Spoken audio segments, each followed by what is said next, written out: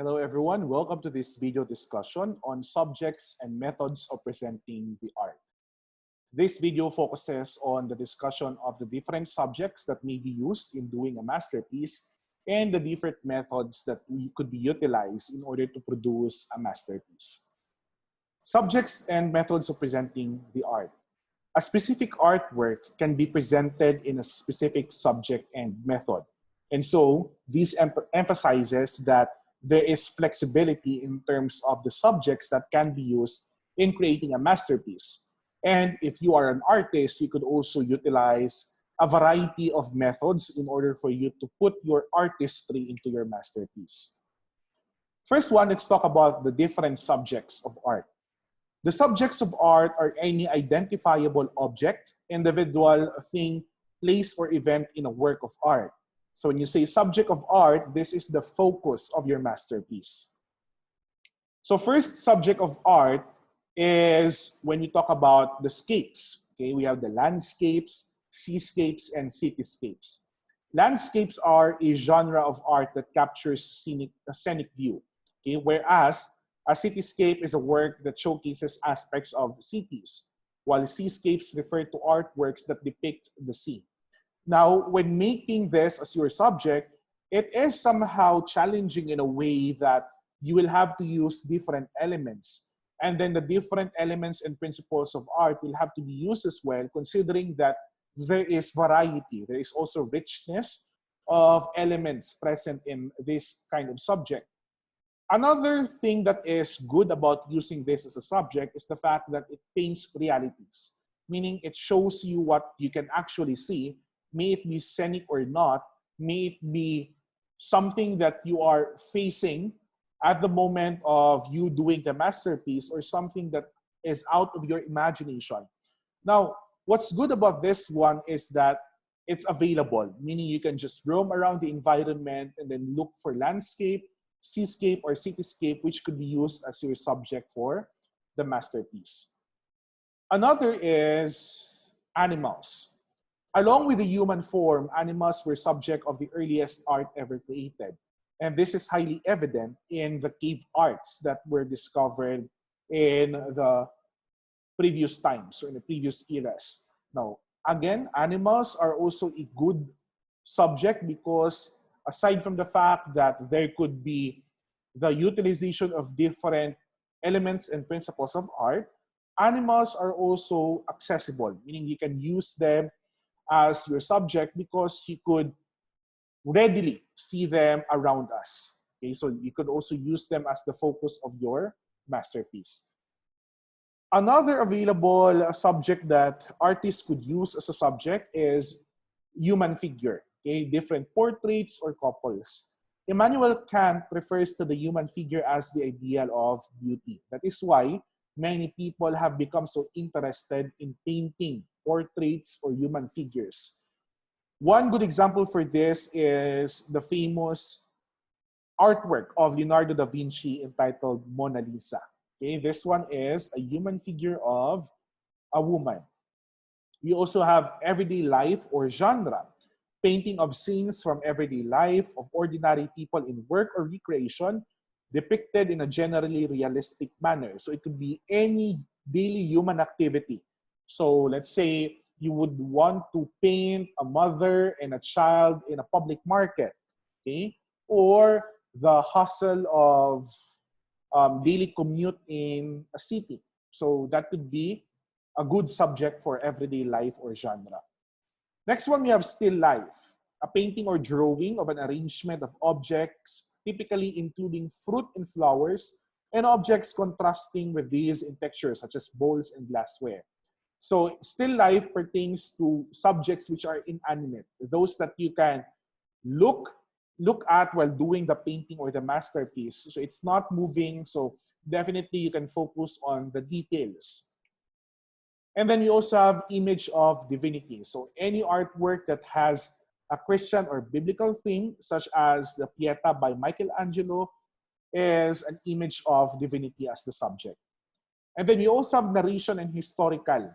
Okay, so this one is widely used if there is this intention to capture a certain historical event okay, or an activity or a ritual that was done in the past. So it depicts a movement in a narrative story. One good example for this is, of course, our very own Juan Luna's Poliarium. Roman history centered on the bloody carnage of gladiatorial matches. So this one is an example of a historical subject because this did happen in the past and was captured through a painting. So apart from the different subjects, it's also good to consider the different methods of presenting art. So the artist uses different methods to express the idea he wants to make clear. So it will boil down to identifying the artistry, okay, of the one making the masterpiece. What is his or her style of making the masterpiece?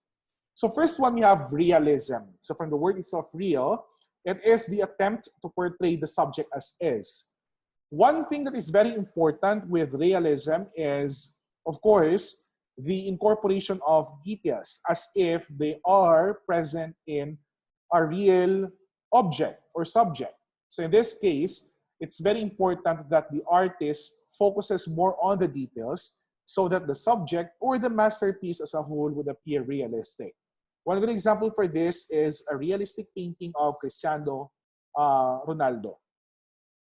And then we also have abstract. It means to move away or separate, meaning the masterpiece does not, or the masterpiece deviates from how the subject or what the subject or object looks like in the real world. So there are many forms of abstraction. One of them is distortion. It is a kind of abstract method where the subject is in misshaped condition. Even if it's misshaped, one good thing about distortion is that you could still identify the subjects used in the masterpiece. For example, in this painting by Jeffrey Hessing titled The Air of September, you could still see that there are trees being used here as the subject of the painting. So if you look at this one, the subject is the landscape, yet some shapes were distorted to create an abstraction. Okay? And this abstraction will also result in the audience's use of imagination or creative minds for them to draw out meanings out of these masterpieces. So that's the first method of abstraction. Second one is cubism. Now, if you are this artist who is fond of using geometrical shapes in your painting or in your masterpieces, then cubism is your method. Okay, so subjects are shown in basic geometrical shapes. So even if they are humans, even if they're animals or still objects, the primary goal here is to represent these subjects using geometrical shapes. So this is an example of a cubism art by Stuart Davis titled Colonial Cubism in 1954. A painting, an oil painting on canvas. The third method is mangling. Okay? Subjects are cut, lacerated, mutilated, or hacked. Okay? This is one good example of mangling. Okay? Or an abstract art which uses mangling as an abstract method. Now, the difference between mangling and distortion is that for distortion, you could easily identify the shapes that were distorted. Because if you could see, there is still this abstraction or vagueness of the image, but you could clearly identify still the subject of the masterpiece. Whereas here, for mangling, you could hardly identify the shape being represented by the lacerated or the mutilated elements of the masterpiece. Okay? So in this picture, you could identify still that this is a woman, but you could not clearly identify what is incorporated in the human's face. Okay? There could be other elements, but you could not directly see them because of the mutilated aspects of the masterpiece. We also have elongation. So the subject is lengthened for protraction or extension. Now, here in elongation, of course, there is the obvious use of vertical lines. And this may also suggest a strong meaning. So it depends on what is being portrayed in the abstract art by the artist. But elongation is definitely used if there is this want or goal to protract or extend elements of the art. Another is, apart from realism and abstraction, we also have symbolism. It is the presentation of an invisible sign, such as an idea or a quality into something visible. So for example, here, this is still life, an allegory of the vanities of human life, you could see that there are a lot of symbolic elements here. So first one, we have here the evident elements you could see at the right-hand side of the image, and we have here sun rays as the symbolic element of the visual art. So the sun rays here may determine the meaning, not only of it alone, but of the general picture or of the general painting. So this one definitely contains a lot of meanings. So it suggests or projects a lot of meanings that only the readers can tell. And then we also have fauvism. Fauve artists use pure, brilliant color aggressively applied straight from the paint tubes to create a sense of an explosion on the canvas. So if you could take a look at the example, there are brilliant colors used thickly, okay, in the masterpiece. And another important principle of art that must be present here is, of course, the texture. Okay? The texture will also help in making sure that there is this effect on the meaning to be understood or interpreted by the audience. We also have Dadaism. They try to provoke the public with outrageous forms of arts. It came from the French word dada, meaning hobby horse. So if you could see here, this one is an example of a Dadaism art because it contains an outrageous form for an airplane. Okay, you can see here that this aircraft has hands.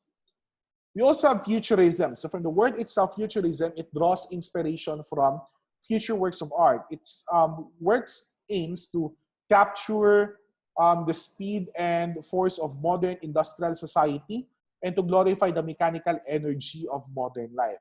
So you can see here in this artwork, the dynamism of a dog on a leash, you can see that there is this evident mechanical energy of modern life. As you can see here, the feet of the dog being the subject of this masterpiece is also showing that energy, that mechanical energy of the modern life.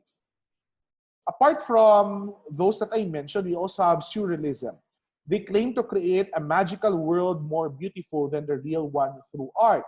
So this one is, or could be best explained by this artwork titled Bird's Cocktail. So if you can see here, there is a combination of different elements present. So for example, we have here the bird, and then we also have here with a bird, and then its body is an object. So it's a combination of something that is unrealistic, okay, something that is magical. So it came from the slang of super realism. And lastly, we have expressionism. So this is the scream by Edvard Munch. It can be described as pathos, morbidity, violence, or chaos, and tragedy. Now, this method of art is primarily used if you as an artist want to portray the dark side of your emotions or of your thinking. So in expressionism, it gives you the outlet of whatever emotions that you have, most especially those that are heavy, okay? Sadness, loneliness, solitude, grief, pain.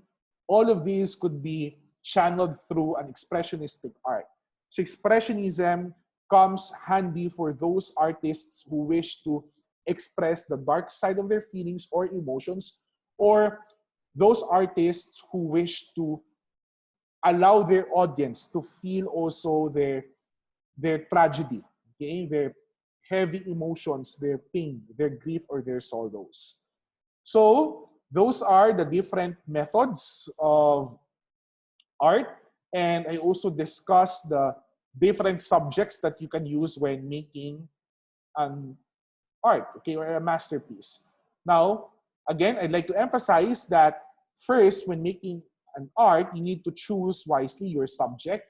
You need to go with your perspectives or your feelings so that you could also identify the appropriate subject to be used based on what you feel or based on what your mood is, and make sure that you also have your own trademark as an artist.